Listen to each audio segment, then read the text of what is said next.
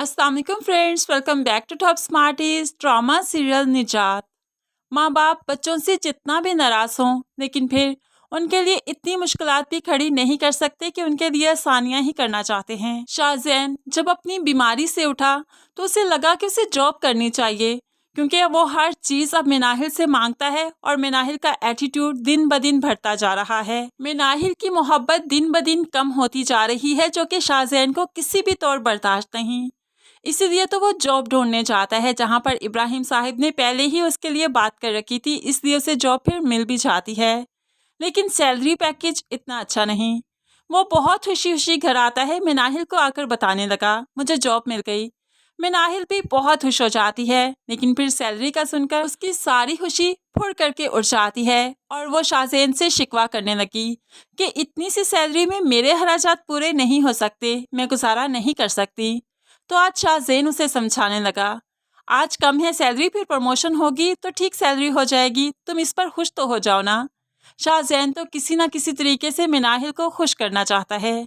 लेकिन दूसरी तरफ फरियाल, जिसने इब्राहिम साहिब से शाहजैन की जॉब की बात की थी, वो उन्हें फ़ोन करके शुक्रिया भी अदा करती है और फिर कहने लगी कि एक बार आप घर आकर शाहजैन से मिल लीजिए, वो बहुत खुश हो जाएंगे। इब्राहिम साहिब फरियाल की बात कभी नहीं टाल सकते, इसलिए वो घर आने का इरादा भी करते हैं। ऐसे में फरियाल, जो कि सुबह स्कूल जाती है, जाते जाते वो शाहजैन के सारे काम करके जाना चाहती है, लेकिन फरहत बेगम को ये भी गवारा नहीं। कहने लगी इतने काम मत किया करो, उसकी बीवी है ना मिनाहिल, वो सारे काम करेगी। तो अब यहाँ पर फरियाल भी बोल पड़ी, तो आप उसे कहती क्यों नहीं है उसके काम करे, ये तो उसका कोई काम नहीं करती, तो काम तो फिर मुझे ही उनके करने पड़ते हैं ना।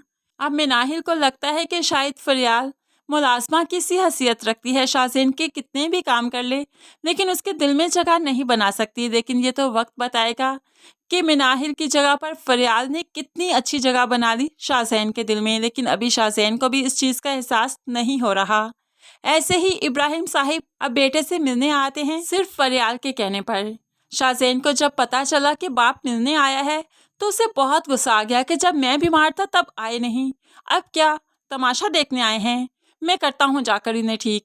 अब यहाँ पर मिनाहिल तो रोकती रही कि जाकर ठीक तरह से बात करना, क्योंकि मिनाहिल जानती है कि इब्राहिम साहिब ज्यादा नाराज हो गए फिर तो वो कभी भी कोई भी प्रॉपर्टी का हिस्सा शाहजैन को नहीं देंगे। इसलिए मिनाहिल चाहती है कि उनसे अच्छे से बात की जाए, लेकिन शाहजैन, जो कि गुस्से का तेज है, वो आज भी बाप से बदतमीजी ही करता है, जिस पर बाप के दिल से आग निकलती है कि जो भी कर लो, लेकिन अगर बाप की नाफरमानी करोगे तो कभी कामयाब नहीं हो पाओगे और इस बात का हिसाब तो तुम्हें देना ही पड़ेगा।